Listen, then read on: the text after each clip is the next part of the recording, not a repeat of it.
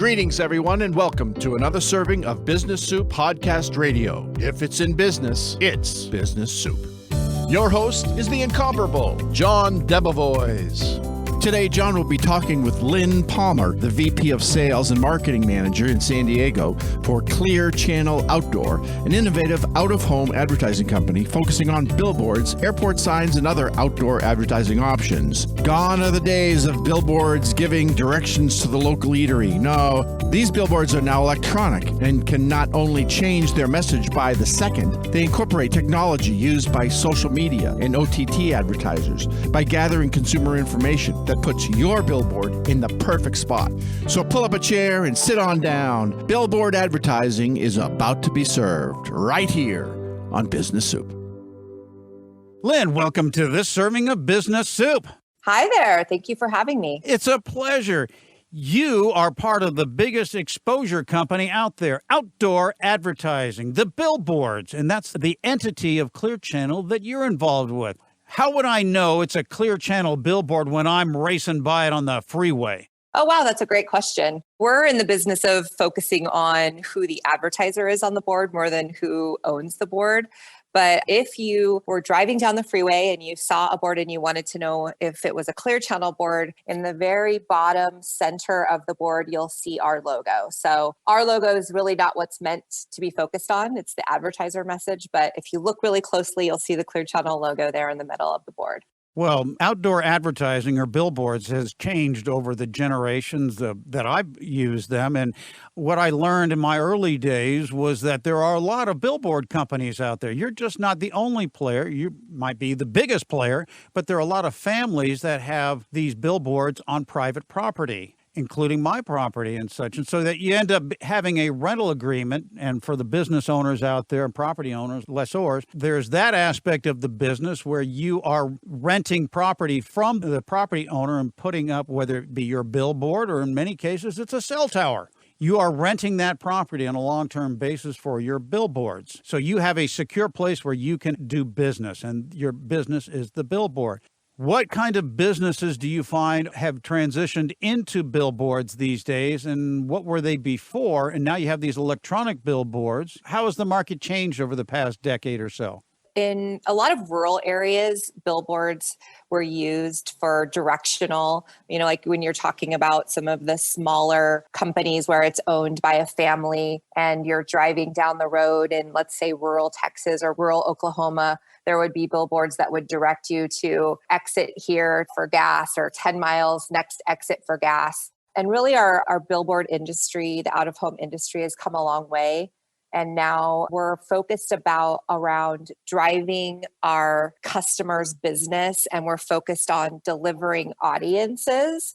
So in the past, it was that directional message, right? So exit here. And now it's really more about, we have proprietary data that Clear Channel has put together using mobile data. So we know a lot of information about where people go, where they travel, where they eat, where they work out. And we use that aggregate mobile data so that we can create custom audiences for our inventory. So we know, for example, billboards that are indexing really high for people that are quick serve restaurant customers. We know billboards that index really high for people that are going to their financial institution. So it's more about understanding the audience and the behavioral characteristics of those audiences and less about just being directional. And one of the things I like to say is, out of home in this world when you can DVR your favorite television show and it's harder and harder to reach people, out of home is the mass reach medium that really helps reach that customer. And then we help that business connect to their customer either online or with phone numbers. And I've seen it work for really large businesses and really small businesses, that mom and pop jeweler too. So we've come a long way from being that board just on the side of the road. Yes, well, you were talking about it in Texas. We can bring it closer to home because we're both in the Southern California locale. And, well, you go out to Vegas and there's turn right here, take next exit, or the casinos, or if you've been injured, you may be entitled to compensation. I get out to Vegas and I think, my gosh, everybody must be a horrible driver out here because everybody's getting sued. Yes. So it has evolved into these electronic billboards, which are fascinating. And you're on over almost 500,000 displays across the world. And you were mentioning something that I wasn't familiar with, and how you're able to aggregate the information. How do you do that with a billboard that's outside and just cars are driving by?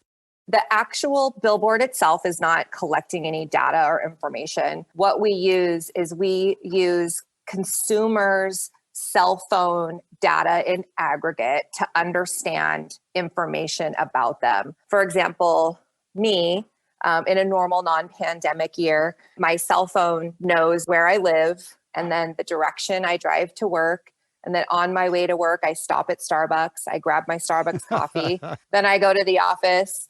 And then I take my cell phone with me when I go to lunch, when I come back. And then when I stop at my yoga studio, and then when I come home. So my cell phone knows a lot of data about me and my behaviors. So we take that data on a mass scale in aggregate across the country to understand what billboards index high for someone who is visiting a Starbucks, for example, in my story, or somebody who is going to their yoga studio. So it's anonymous information. They don't know my name. They don't know information about me, but it understands what my behaviors are. And so we take that information and then we work with our customers to help them put together programs that are reaching those audiences. You mentioned casinos. One of the things that we can look at and understand is casino goers. Right. So, we know if somebody is going to the casino because their cell phone is at the casino for a few hours, X number of times.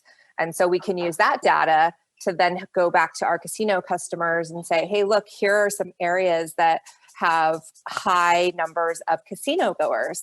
And this board index is really high for casino goers. You might want to look at advertising here rather than just a board that is on the way to the casino. So it's just a different way of targeting audiences based on their behaviors.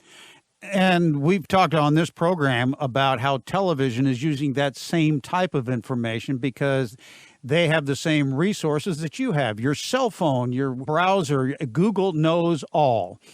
But they don't know you individually, and what we're describing here. It's just a series of numbers. And if I have Bob's or say John's coffee shop and I want to hijack Lynn over to my coffee shop, I know that she travels in this direction to a Starbucks or anyone else in the Starbucks. I could strategically place my John's coffee shop, turn left here, or download or go here and give them a call to action trying to pirate you from your Starbucks. I think that the way I would look at that is mediums are working well together and not necessarily just pirating someone. But if the client knows that they want to reach that consumer, it might be a good opportunity for them to utilize both television and out of home together. I've seen where the television, in this particular case, is able to know what you're watching and what you like, which was kind of scary when I saw that. It is. And I didn't even know I had a camera in my television. And then when I discovered this, I went home and covered that little thing up.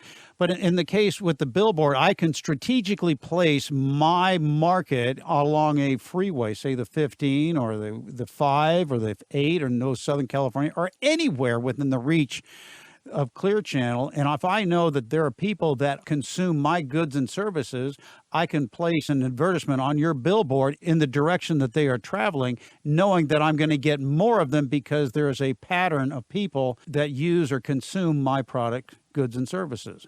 And that's one of the things that's really interesting about it is that we also know that in the example that I gave about driving from my house and then stopping at the Starbucks, I would be exposed to the board facing in one direction and not if there was a board on the backside. I wouldn't be exposed to that one on my way into Starbucks. So we look at the direction that someone travels and we are able to be very strategic in where we would place ads for that customer so that, like you're saying, we would be reaching that consumer before they go into Starbucks or a consumer before they go into a retailer. So it's a great way to have mass reach, but also to be extremely strategic about that placement. And that's where I think we've come such a long way from those days, like we were talking about, where it's just a board on the side of the road telling you to exit here.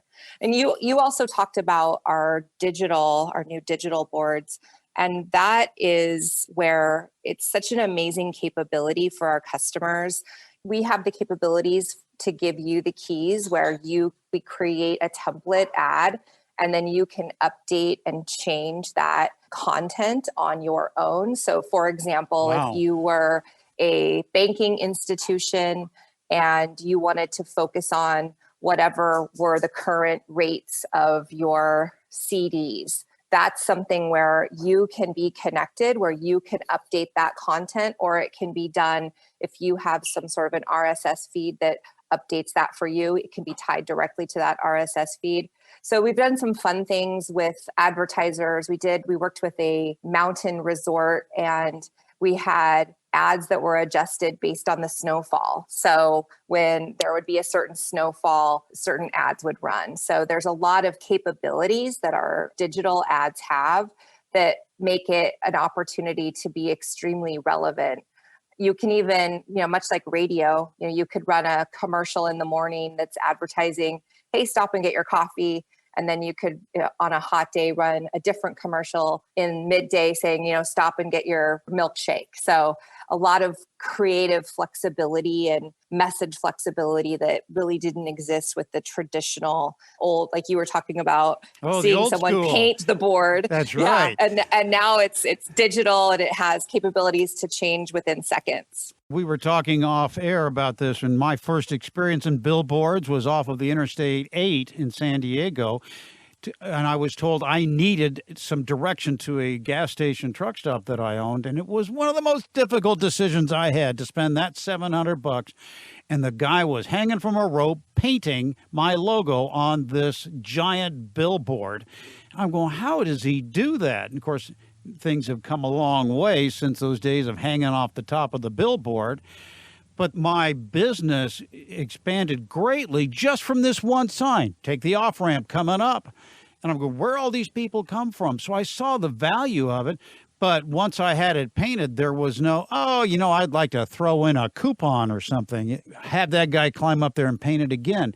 The digital boards give you, and I didn't know this, the opportunity to update, change. I would imagine somebody is overseeing my creativity at your office. We have a team that I call it our version of NASA, and they sit back, and there are algorithms that we have. So like I said, you can have the keys to this template and update things on your own. Sure. But we have algorithms that if you tried to put some sort of a bad word or certain things, that it would be automatically kicked out. But we do have our NASA Central that makes sure that all of our digital across the country is running and that everything's running smoothly. And so that capability to have something and have your message change in seconds is revolutionary, I think, to our industry and for our customers that really do embrace that and utilize that capability.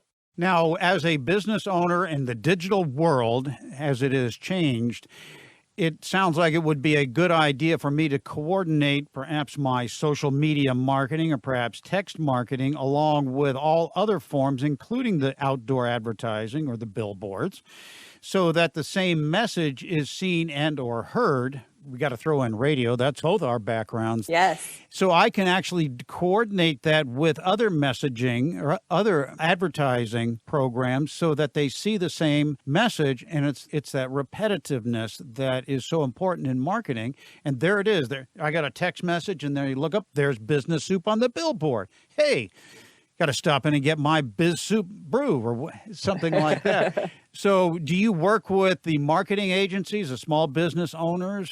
How do you bring that all together? Well, it depends on the customer. A lot of our larger customers are working with media agencies who are coordinating all of that and controlling their media plans. But you are absolutely right. I mean, I think that all media work best when there's a consistent message and consistency across all that they're doing. When we work with smaller businesses, local owned businesses, that's one of the things that we make sure that we work with them on. So, if they're already doing an ad in the newspaper or on radio, we try to make sure that we're utilizing the same messaging and keeping that consistent for them when we're creating the messages.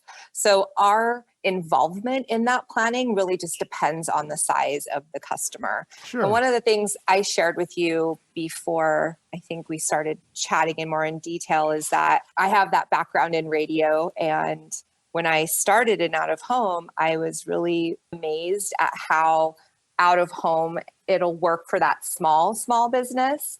And there was a jewelry store down the street from my house that I'd been going to for years. And I had been working with them, trying to get them to do some radio. And it was before I worked in out of home, I was in radio. And he said, the best thing that we do is we buy that board right there. And he took me to the window of his jewelry store and he pointed at that board. And he said, I get so many people that come in that say they want that ring. And the board had a certain ring on it.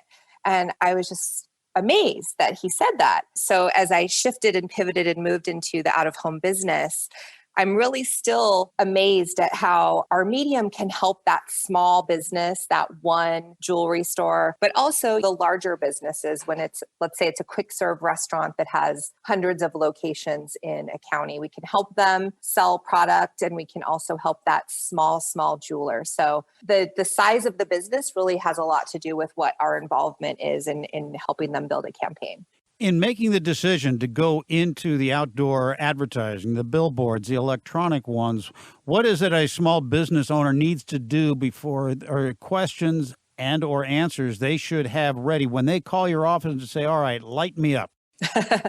Well, I think that the important thing for us to understand in working together with a business is who's their target customer. And that's so critical, because we want to be able to place our advertising, our boards in areas that are going to reach that target customer. Like I was explaining earlier, that may not mean that it's the board that's just right down the street, because there might be a great core audience for them in another area based on some of the things that we've talked about earlier. So I think that's most critical, is we come together with an understanding of who their target customer is. And then I think the other key thing is understanding what their goals are. And oftentimes I'll meet with a small business and they'll say, well, we just want a brand. And that's always a bit of a red flag to me, because when you ask them how they're going to determine whether or not a billboard campaign or a radio campaign or any campaign works, oftentimes they'll say, well, I need my phone to ring, or I need someone to walk into my business, or I need someone to come to my website. And if they say that, then it's really not just branding, right? They need to have a call to action message. Right. So I think it's important that the business owner understands what they want someone to do. So if they want someone to call, or if they want someone to go to their website or come into their store, that really needs to be the message that they put on their boards, and it needs to be a good call to action. And the other thing is, like I said earlier, we're one of the oldest mediums in the world. I visited Pompeii years ago, and there were, I guess, the original form of a billboard on the ground. There was directions written to direct people to the bar. And, that's really what out of home is about. It's about directing people to your business. And so I think it's really critical that when you're putting together a campaign, you're targeting the right people and you're putting up the right message. And the other thing is, remember that it's a headline, right? Where people are driving in their car. If they're in traffic, they're going slow. If they're not in traffic, they're going faster.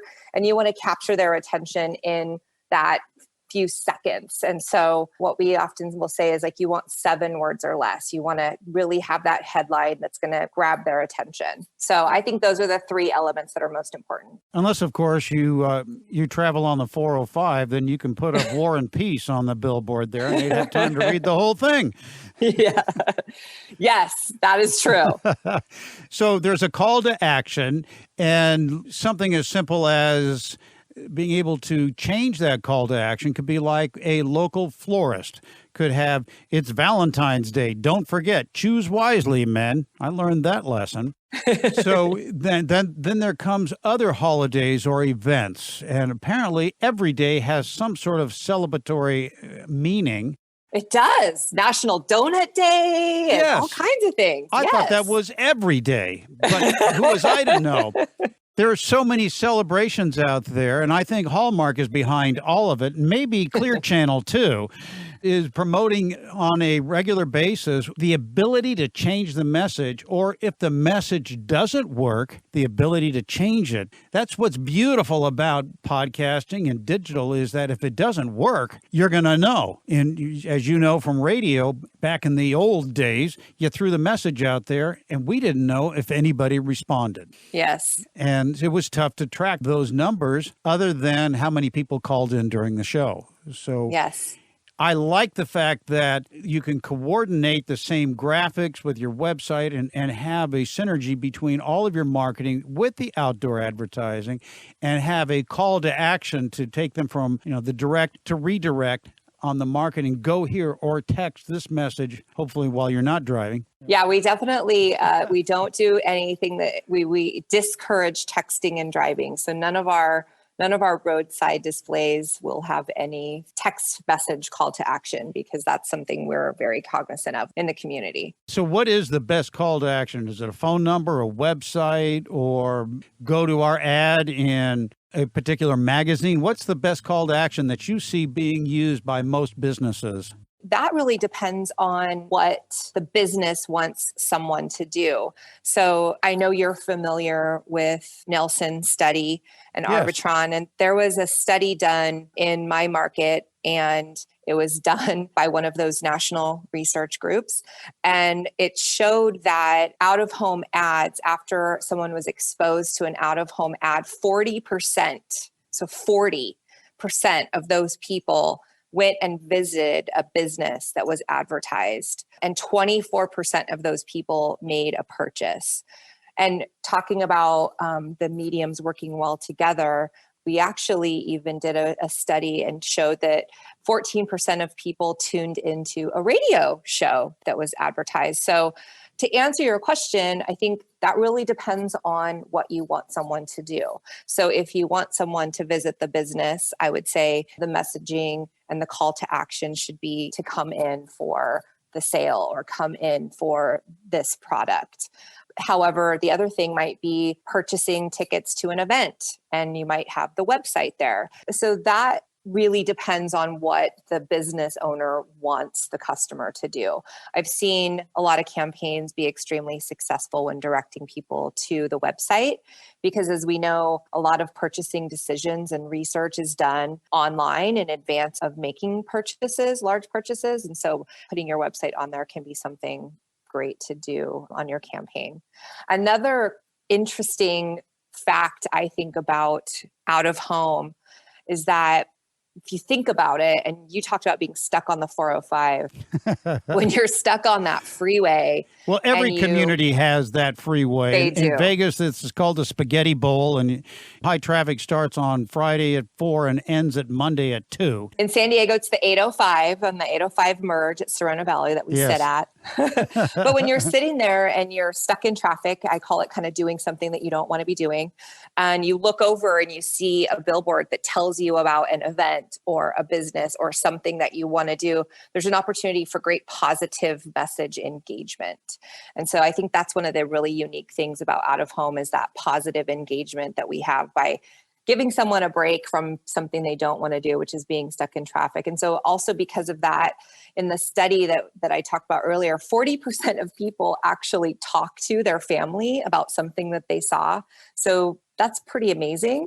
Almost half of people tell someone about a board that they saw. But I think back before I worked in this business, I was in radio, but I remember seeing a board and it showed it was advertising polarized sunglasses.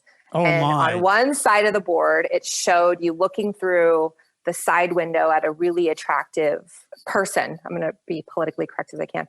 And then and it said non-polarized. And on the other side of the board, it had polarized, and it was actually a very unattractive person. And so basically the ad was saying that you need polarized sunglasses to be able to see clearly. And so that's a board I did not work in this business, and I will never forget that because it made me laugh.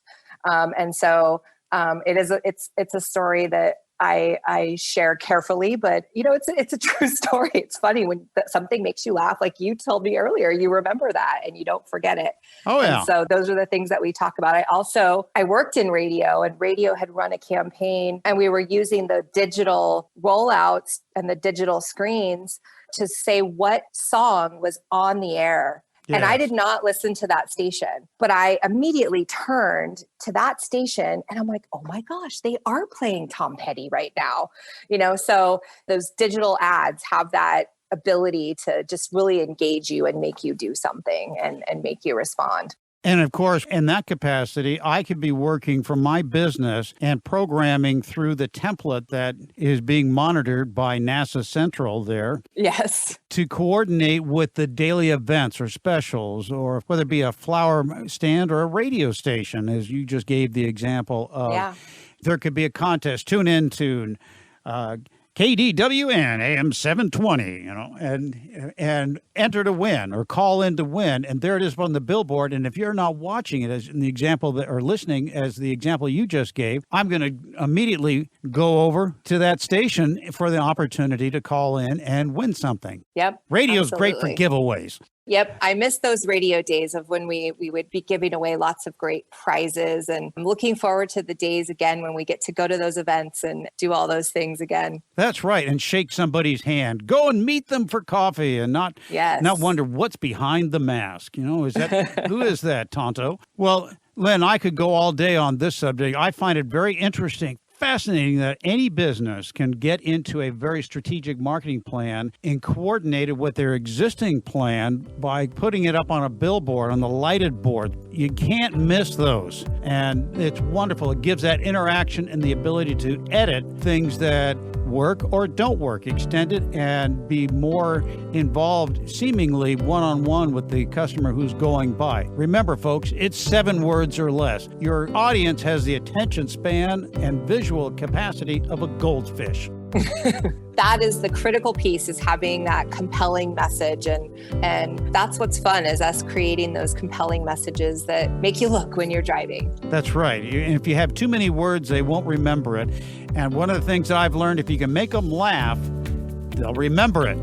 Absolutely. Let's put them in stitches, Lynn. We're going to put you up on our website. And if you'd like more information about Clear Channel, well, they're everywhere. But this show and everything will be available through BizSoup, that one source where business comes for business. And Lynn, I can't thank you enough for being a part of this serving of Business Soup. And I look forward to having you back to bring us up to speed on more Billboard outdoor advertising.